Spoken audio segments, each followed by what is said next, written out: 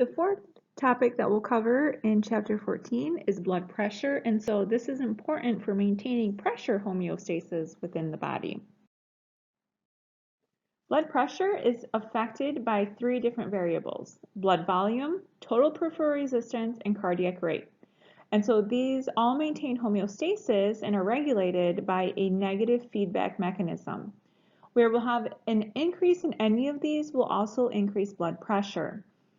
The resistance to flow will be greatest in the arterioles, and these are going to be the vessels that have the smallest diameters. All right, so blood flow and pressure are reduced in the capillaries, and this is due to a slowing of velocity of blood flow through these capillaries because of an increase in surface area. And so the purpose of that is to enhance diffusion across capillary walls. Where we have a simple equation where we'll look at arterial blood pressure is going to be equal to the cardiac output times the total peripheral resistance. So if we have an increase in total peripheral resistance, such as with vasoconstriction, what will happen to our blood pressure? So you're right, it will increase in blood pressure. And then also, one of the side effects will be that we'll have an increase in cardiac output, which is going to either be by cardiac rate or by stroke volume. And so this inadvertently will also increase blood pressure as well. The blood pressure of the vessels is directly related to the total cross-sectional area of those vessels. So here what we see are the capillary beds, and so these have the largest total cross-sectional area, however they have the lowest pressure. And so there is a trade-off between area for pressure.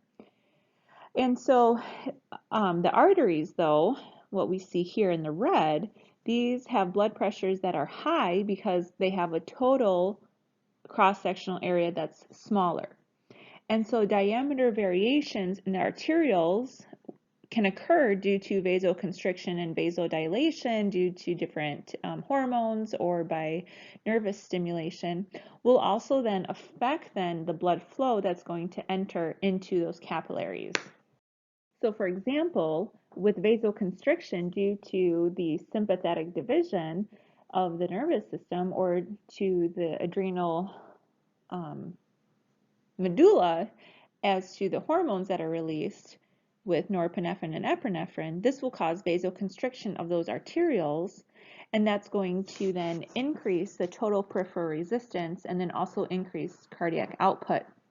Kidneys can also control blood volume and then also can affect stroke volume as well. In response to changes in blood pressure, we have the baroreceptor reflex. And so the stimulus here primarily will be due to a decrease in blood pressure. So we have baroreceptors that are sensory receptors that are going to be sensitive to stretch that are found within the aortic arch and then also within the carotid sinus. And so these are going to change the peripheral resistance, the heart rate, and the stroke volume in response to changes in blood pressure. So when there is a fall in blood pressure, what will happen is that we'll have an increase in sympathetic activity, but a decrease in parasympathetic activity. And so the increase in sympathetic activity then will result in an increase in heart rate and total peripheral resistance. And so this will give rise to an increase in blood pressure, and this is good for quick beat-to-beat regulation, like going from lying down to standing up. So with this too, we also have vasopressin that will be stimulated as well. So let's go through this mechanism of the baroreceptor reflex, where we have baroreceptors, again, within the carotid sinus of the heart and then also within the aortic arch.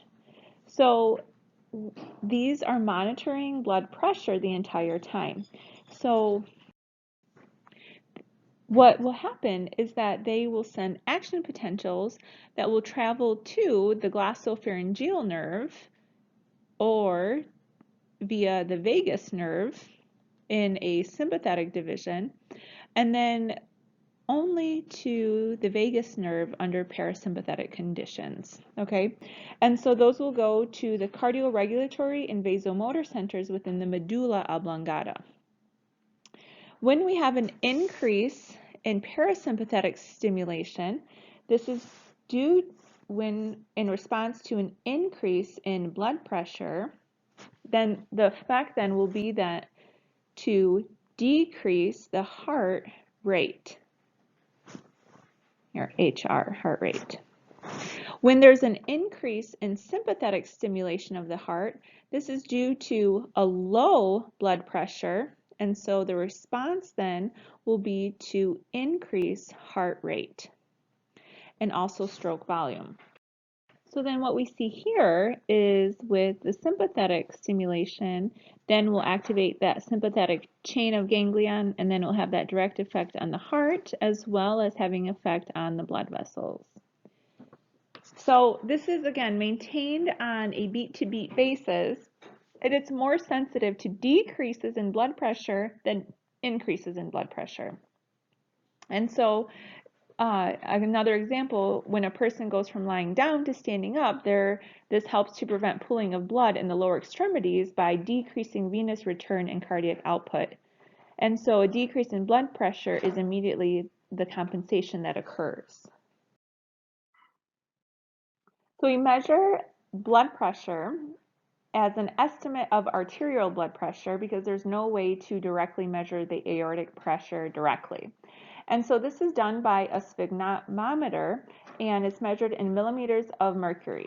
So blood pressure cuff produces a turbulent flow of blood in the brachial artery, which can be heard by a stethoscope.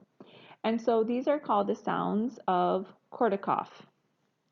So the cuff is going to be inflated to beyond systolic blood pressure to pinch off the artery. So as pressure is released, the first sound that we hear then is heard as systole, and we can take a reading. So the first sound too is going to be considered as turbulent flow because blood is forced through a very narrow opening. And so the sound is due to variations or vibrations within that artery. Then what happens is